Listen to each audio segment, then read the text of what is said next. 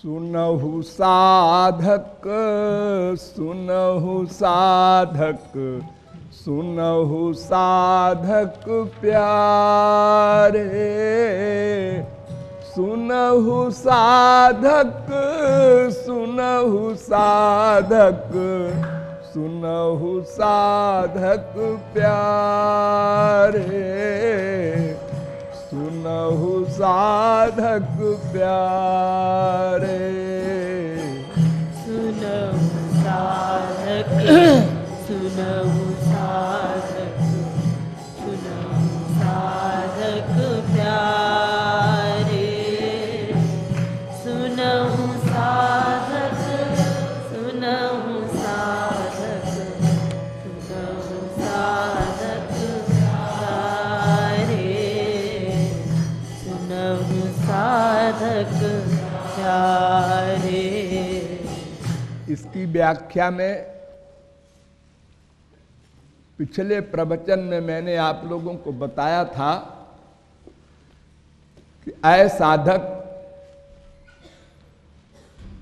तू आनंद चाहता है और आनंद भी कैसा,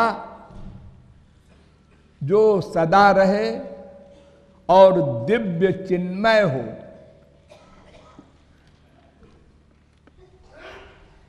और आनंद एवं भगवान दोनों पर्यायवाची शब्द हैं, और तू भगवान का अंश है, इसलिए आनंद का अंश है, इसलिए अपने अंशी आनंद को चाहता है।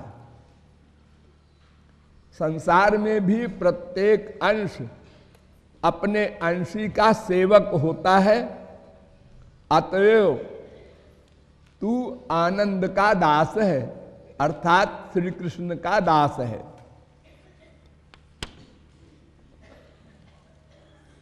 अर्थात संपूर्ण चराचर जगत श्री कृष्ण का दास है।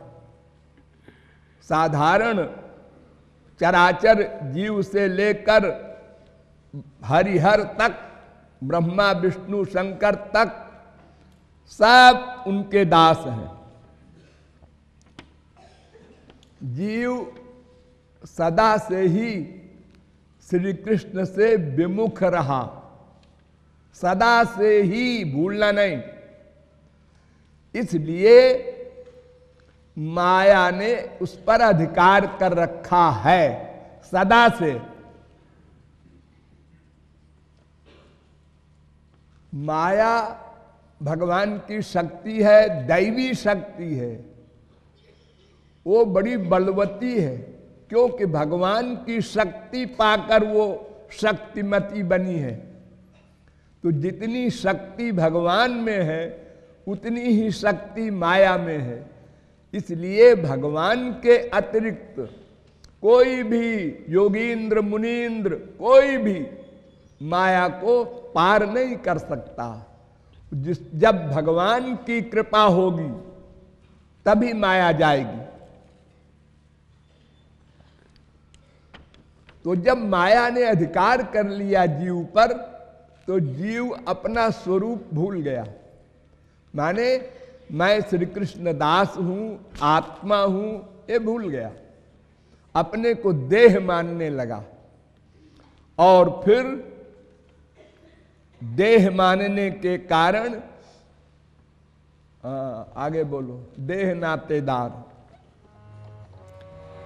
देह नाते दार ते किए प्यार निशिदिन प्यारे, देह नाते दार ते किए प्यार निशिदिन प्यारे, प्यार निशिदिन प्यारे।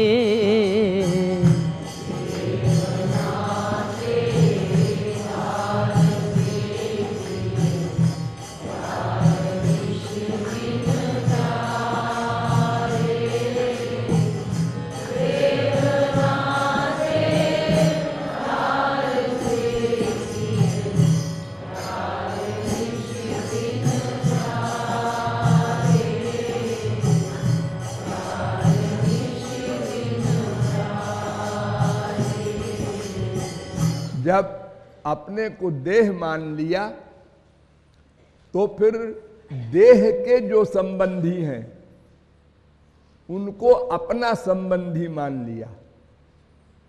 ये देह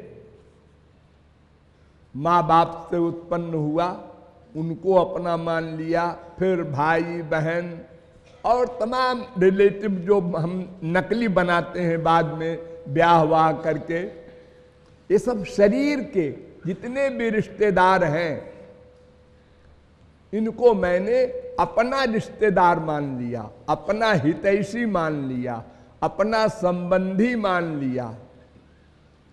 भगवान से कोई मतलब नहीं, क्योंकि अगर अपने को आत्मा मानते तब तो भगवान को संबंधी मानते। भगवान हमारा संबंधी है या संसार संबंधी है, इन दोनों प्रश्नों के उत्तर में हमको एक ही बात समझनी है कि हम देह नहीं हैं, हम आत्मा हैं और परमात्मा के अंश हैं, इसलिए परमात्मा के श्री कृष्ण के दास हैं और श्री कृष्ण ही हमारे संबंधी हैं ही। द्वासुपर्णा सयुजा सखाया समानम वृक्षम परिखस्व जाते तयोरन्य पिप्पलम स्वाद्वत्यनस्नन नन्यो अभिचा कशीति। श्वेताश्वतरोपनिषद 4 अध्याय का 6वां मंत्र। अर्थात हमारे हृदय में 2 पर्सनैलिटी है, एक हम माने आत्मा और एक परमात्मा। तो इनका, इन दोनों का क्या संबंध है? तो वेद कह रहा है सयुजा, ये सदा एक साथ रहते हैं। हमारी माँ, हमारा बाप, हमारी बीवी, हमारा पति, हमारा बेटा बेटी, सब ये तो हमेशा साथ नहीं रहते। कति नाम सुता न लालिता कतिवाने बधूर भुंजी। अनंत माँ, अनंत बाप, अनंत बीबी, अनंत पति, अनंत बेटा, अनंत बेटी बना चुके, क्योंकि हर जन्म में चेंज होगा वो तो हमारा संबंध उससे एक जन्म भी रहे ना रहे। हमारा बाप है, हमसे पहले मर गया, क्यों मर गए तुम जी? हमारा तुम्हारा संबंध था। अजी ये सब कुछ नहीं चलता, बेटा पहले मर गया, बाप बैठा हुआ है। ये सब संबंधी अपने अपने कर्म के अनुसार आते हैं और कर्म के अनुसार जाते हैं। जैसे आप लोग ट्रेन में सफर करते हैं तो आपकी सीट के सामने वाली सीट पर जो बैठा है उससे बात करेंगे, क्या करेंगे फालतू बैठे बैठे? आप कहाँ जाएंगे, आप क्या करते हैं, और अनेक बातें आपस में। अब स्टेशन आ गया आप एक का, उन दोनों में कानपुर आ गया। अच्छा साहब श्रीवास्तव जी अब हम चलते हैं। अरे साहब आप क्या कर रहे हैं, आप उतर जाएंगे तो हम अकेले रह जाएंगे। अरे साहब ये तो ऐसे ही है, हमको तो अपने घर जाना है, आप चलिए हमारे साथ। अजी साहब मैं आपके साथ क्या चलूंगा, मुझे इलाहाबाद जाना है। कोई किसी का साथी नहीं, अपना स्टेशन आया उतर गए। यानी हमारा टाइम आया मृत्यु का, बस हम जाएंगे। माँ बाप बेटा बेटी सब रो गाओ मरो, कोई असर नहीं, क्योंकि वो हमारे हाथ में है ही नहीं। मृत्यु तो भगवान के हाथ में है। तो ये नाता, ये रिश्ता, ये संबंध संसार का क्षणिक है। माँ ने बेटे को पैदा किया, मर गई। अरे बेटे ने समझे ही नहीं मेरी माँ कहाँ है, उसके पहले ही मर गई। ये सब क्षणिक हैं, देह के रिश्तेदार। और भगवान जीव के साथ हर जन्म में जहां जहां जीव जाएगा, जिस जिस योनि में जाएगा, जो जो देह धारण करेगा, सब में उनके साथ रहेगा। और सखा भी है, वो भी चिन्मय दिव्य, और जीवात्मा भी चित, वो विभू चित, जीवात्मा अणुचित, लेकिन है चेतन दोनों।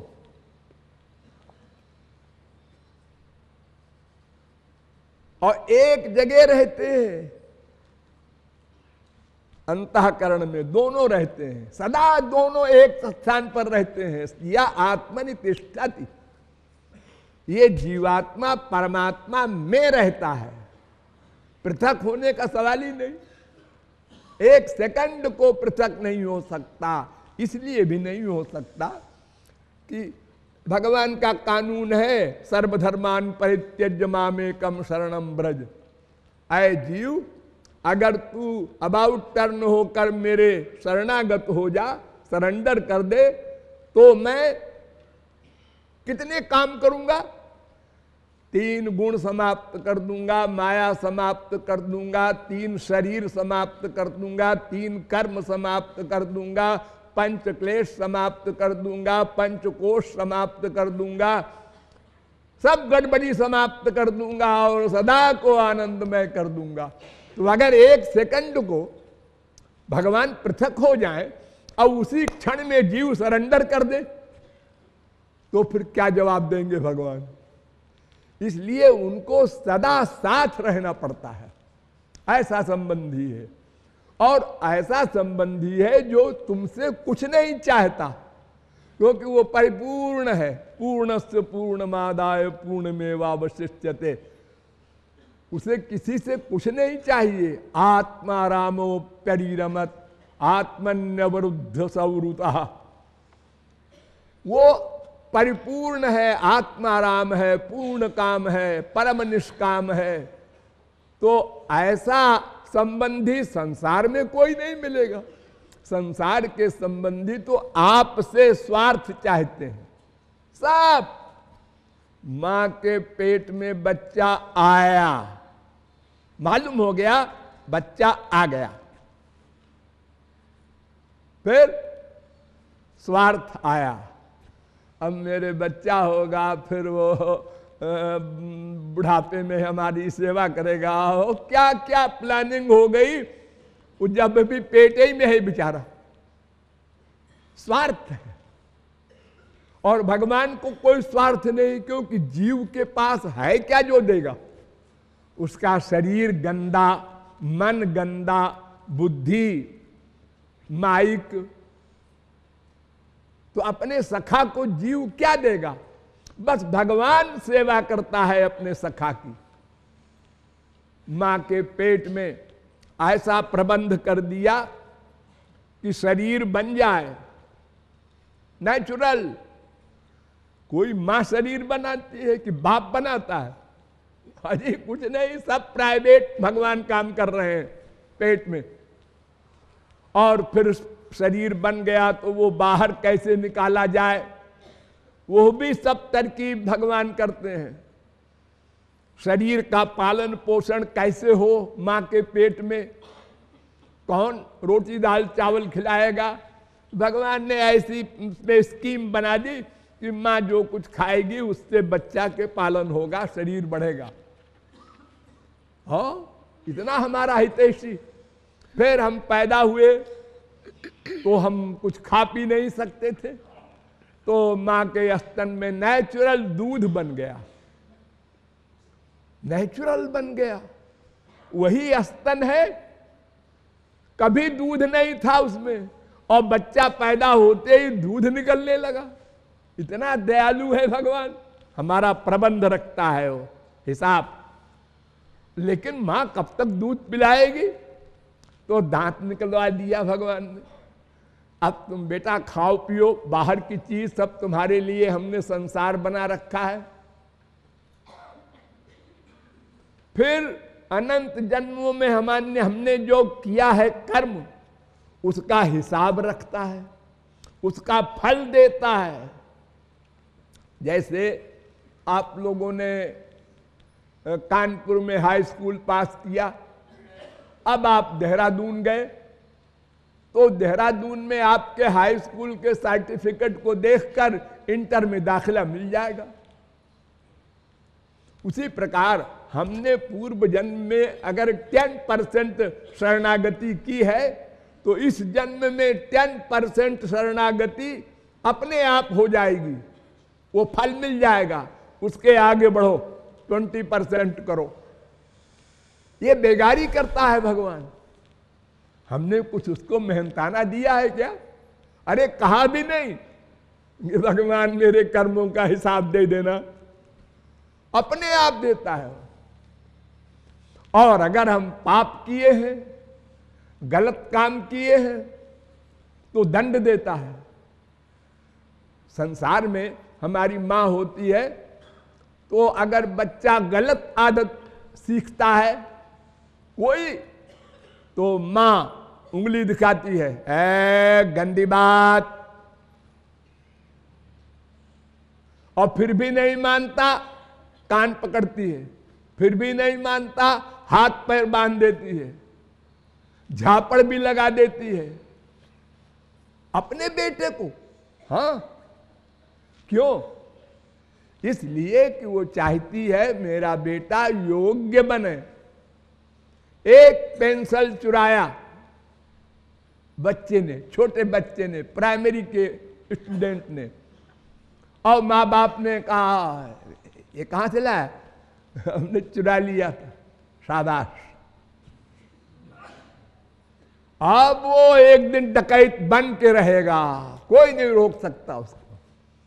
और अगर उसी समय उसका हाथ पैर बांध के खाना बंद कर देती मां, झापड़ लगा देती, तो वो पेंसिल की चोरी ही उसके लिए अंतिम चोरी होती और वो योग्य बन जाता।